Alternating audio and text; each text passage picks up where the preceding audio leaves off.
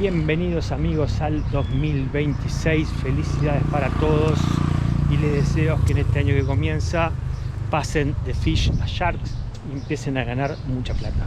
Para mí el año en general empezó re bien, pero en lo que respecta a este canal de YouTube y a mi curso de póker, el comienzo fue bastante trágico, por no decir una poronga. Como presente de año nuevo, Ded Moroz, que sería Papá Noel en Rusia, y que en vez de ir en Navidad va en Año Nuevo, me trajo de regalo para este 2026 un ban, o mejor dicho, el bloqueo al acceso a mi servidor o nube donde tengo todos mis videos y póker que estoy subiendo al curso. En realidad es culpa mía, es decir, no es culpa mía directamente, pero es culpa de un tercero que actuaba en nombre y a cuenta mía. Léase, le dejé plata para que pague mis cuentas y por una obra de descuido, no de mala fe, porque tampoco eran millones de dólares, se olvidó de pagarme un número de teléfono. Entonces, ¿qué pasa? A raíz de la falta de pago, ese teléfono como que se dio, entre comillas, de baja, y ahora esta persona no lo puede recuperar, exigen mi presencia en persona para obtener mis datos biométricos y bla bla bla. Por cuestiones de la guerra y de geopolítica y un montón de cosas que son difíciles de explicar, en Rusia obtener un chip de celular no es tan fácil como en el resto del mundo.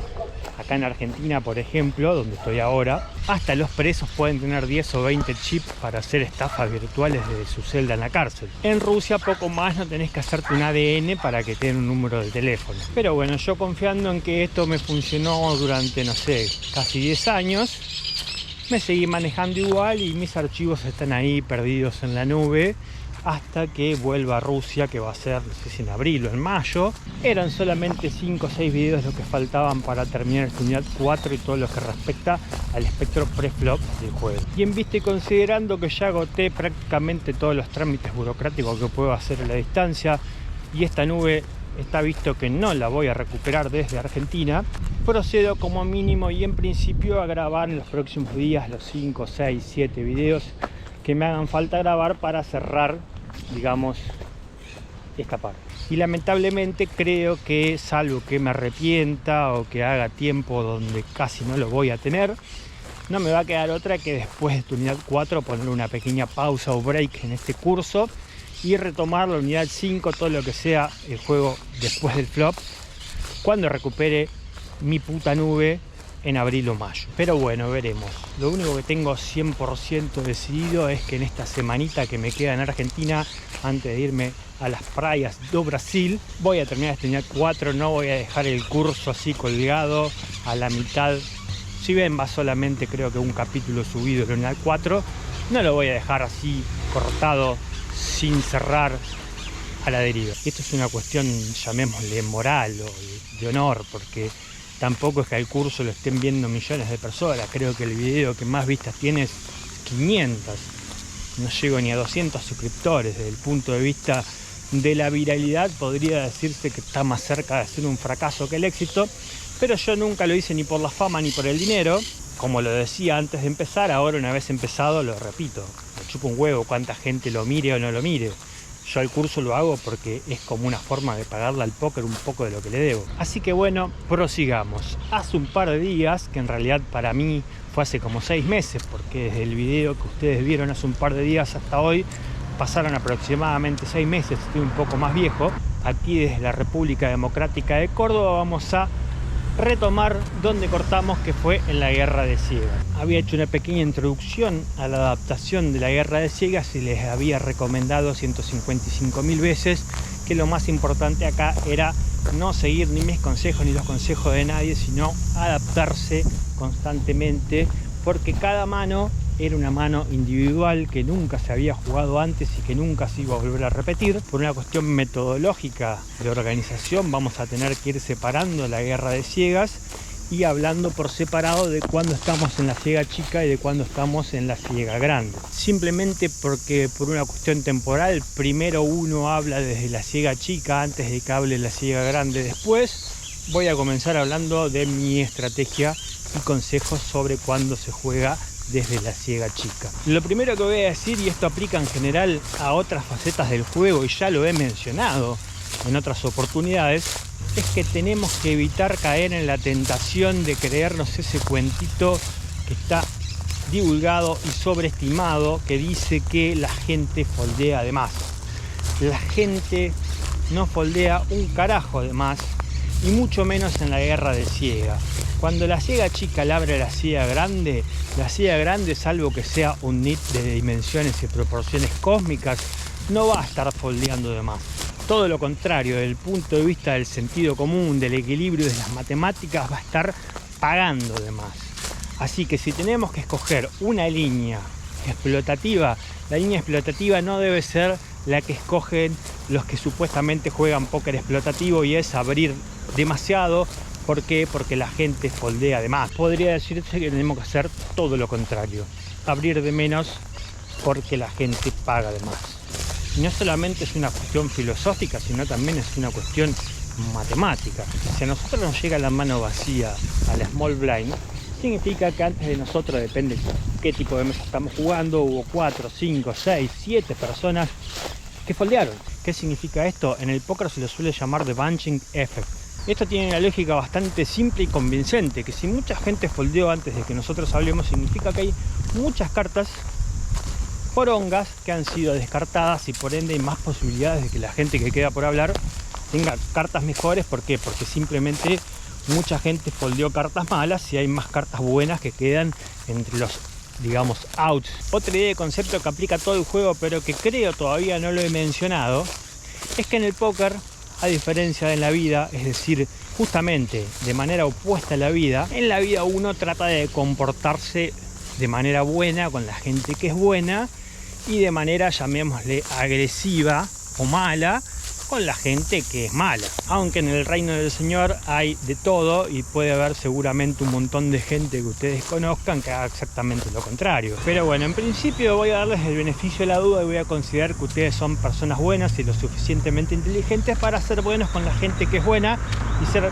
unos forros con la gente que es mala. Y en el póker, si querés llegar lejos, si querés ganar plata, si querés ser competitivo, si querés volverte un profesional, tenés que ser exactamente al revés. Hay que ser agresivo con la gente pasiva y hay que ser pasivo con la gente agresiva. Y esto es de vital importancia en la guerra de ciegas, y muchísimo más importante cuando estás del lado de la ciega chica, es decir, el que habla primero. Al pasivo, al nit, al fish, al recreacional, se lo caga a fichazos, ¿sí? Se lo caga a fichazos, se responde a su pasividad con el mayor grado de agresión posible, dentro de la normalidad, por supuesto, una agresión controlada, no una agresión absolutamente sin sentido.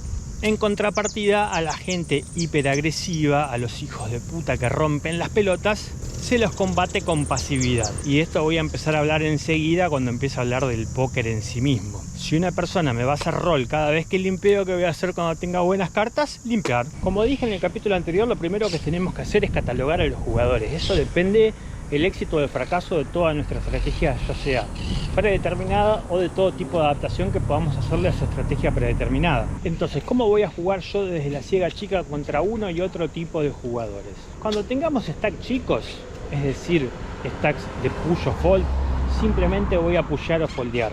No me voy a poner en modo boviño a hacer un mini raise cuando tenga 10 ciegas con la mano que no quiero que me paguen, o hacer un push con las manos que quiero que foldee. Eso, muchachos, puede funcionar en torneos de 1 peso con 10, en un torneo relativamente caro donde la mayoría de los jugadores tengan algún tipo de experiencia. Eso no va a estar funcionando, y si quieren ser realmente profesionales y pensar en grande y pensar a largo plazo, aprender a jugar así, con ese tipo de mañas de boviño, y yo siempre digo boviño porque en realidad me parece muy de bobo, son mañas que mejor no habituarse a realizar. Entonces anotamos en un papelito y lo dejamos cerca del monitor: la gente no foldea de más. Vamos otra vez: la gente no foldea de más, salvo por supuesto los nits. ¿Esto qué significa? Que cuando tengamos un stack de push o fold, a los nits le vamos a estar pusheando, te diría, casi el 100% del mazo, y que Dios decida. Ahí sí vamos a aplicar esa estrategia explotativa de decir la gente foldea de más, porque ese tipo de jugadores específicos sí foldea más. Pero como te decía, salvo en torneos baratos, en torneos caros muchos nits no vamos a encontrar. Así que este push automático, cuando tengamos 10 ciegas efectivas o 15 ciegas efectivas o 7 ciegas efectivas, lo tenemos que usar con cuentagotas. Muchísimo más cuando somos nosotros los shorts, muchísimo más todavía cuando hay un knockout de por medio, pero también cuando nosotros somos los dips. Dejemos de pensar que si nosotros tenemos 50 ciegas y el otro pelotudo tiene 8 ciegas, va a esperar un par de ases para pagarnos y vamos a pushear Q2 off, porque nos van a pagar siempre y nos van a dejar el culo como una flor. Repito, los únicos que pagan de menos son los nits, y los únicos que les pusheamos de más son a los nits. Al resto de los jugadores, es decir, regulares, donks y fishes, no le vamos a estar pusheando cualquier porquería porque no foldean de más. No foldean de más. Y acá yo claramente voy a respetar mi política de no darte ningún tipo de tabla, ni de recomendarte que juegues con tablas, ni con ningún solver. Pero si hay un momento de la vida donde tendrías que saber más o menos cómo funcionan los solver y cómo la distribución del EV en una tabla de push con 10 ciegas, con 15 ciegas, con 7 ciegas, es aquí. Por supuesto que después te vas a adaptar al flow del juego y esa tabla la vas a expandir o la vas a achicar de acuerdo a las necesidades. Pero describiéndola de una manera general o resumida, podríamos decir que todas esas tablas de push son tablas de push de valor lineal. No tiene ningún sentido polarizar rangos y meter una parte de bluff cuando estamos yendo lean en una mano donde muy probablemente nos paguen, porque la gente no foldea de más, la gente paga de más. Entonces vamos a pushear todas esas manos que nosotros consideramos que tienen un EV positivo, que tienen una buena jugabilidad post-flop cuando nos paguen, que va a ser muchas veces. Y acá se terminó la parte de la guerra de ciegas, donde todo es básico, simple y fácil de aprender. De acá en adelante, cuando hablemos de stacks medios o grandes, es donde vamos a estar hablando de la parte del juego donde más plata vamos a ganar o perder, depende qué tan buena sea nuestra estrategia y qué tanto bien la sepamos adaptar. Es un buen momento para poner un paréntesis, ponerle paños fríos a la situación y darte un consejo, mencionarte la famosa ley de Gall. Esta ley, que fue elaborada en base al estudio de cómo funcionan los negocios o las empresas, también puede aplicarse a cómo funciona tu estrategia como jugador de póker en general y puntualmente en la guerra de ciegas. ¿Y qué carajo es lo que dice esta ley? Esta ley dice que todo sistema complejo funciona partiendo de la base de un sistema simple que funcionó en principio o en primera instancia. Vos empezás por procesos simples que funcionan y después los vas haciendo más elaborado para obtener un sistema complejo que funciona basado en el rejunte o el mix o la sumatoria de un montón de sistemas simples que ya está probado que funcionan. Diseñar un sistema complejo desde cero, sin basarte en sistemas simples que hayan funcionado como primera instancia, es una lotería. Lo más probable es que fracases y tengas que empezar de cero de nuevo. Y cuando digo que vas a fracasar y vas a tener que arrancar de cero, es así, es arrancar de cero nuevamente. Vamos a suponer que vos hoy en día tenés una estrategia desde la ciega chica que contra la ciega grande está ganando 5 ciegas sobre 100. Pero los estás ganando de manera aleatoria, es decir, nunca estudiaste la guerra de ciegas y simplemente estás ganando porque desde la ciega chica tenés la iniciativa contra la ciega grande, más allá de que estás jugando fuera de posición. Es una posición en la que posiblemente sea más fácil ganar plata que perder. Pero de pronto un día te tropezaste con mis videos y dijiste, este flaco tiene razón, tendría que estudiar la guerra de ciega para sacar más ventaja. Quizás después viste mis videos y te gustó la estrategia por default que yo utilizo y decidiste intentar imitarme. Quizás no te gustaron mis consejos, pero sí te convencí con la idea de que hay que estudiar la guerra de ciegas y decidiste simplemente diseñar tu propia estrategia o pagarle un coaching a otra persona para que te dé su estrategia, o ver otros videos gratis como los míos para ver otras opiniones, o comprarte un libro, lo que sea. La cuestión es que vos de un día para el otro dijiste, voy a empezar a utilizar una estrategia por default de la guerra de ciegas y voy a dejar de jugar super random.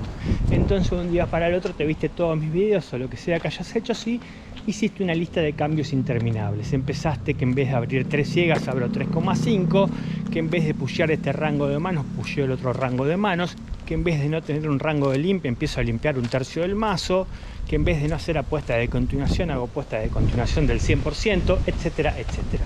Cuando de 5 ciegas sobre 100 vos pases a ganar 2 ciegas sobre 100, ¿a quién le vas a echar la culpa? ¿A cuál de todos esos consejos vas a culpar?